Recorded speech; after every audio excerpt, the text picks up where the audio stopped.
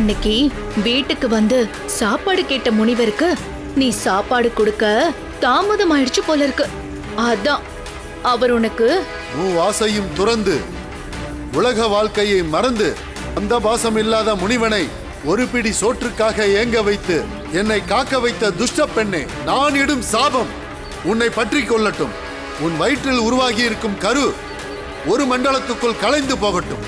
அந்த சிசுவை ராசையற்று நோய் பிடித்து அது கர்ப்பத்திலேயே அழியட்டும்.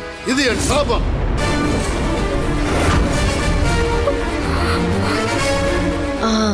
அந்த சாபத்தால உன் வயித்துல இருக்கிற குழந்தை உயிருக்கு கண்டம் இருக்கு.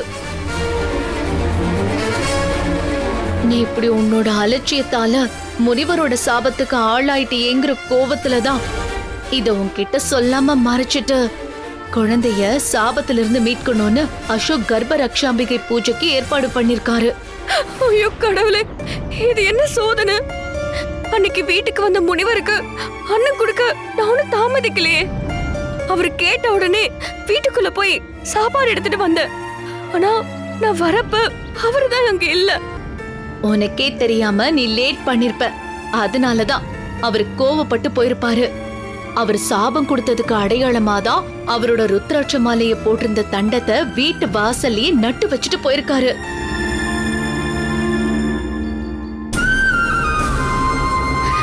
நான் சாப்பாடு எடுத்துட்டு வர தாமதமா இருந்தா கூட அது என்னோட தப்பு தானே. அதுக்கு அவரு என்ன தானே தண்டிக்கணும்.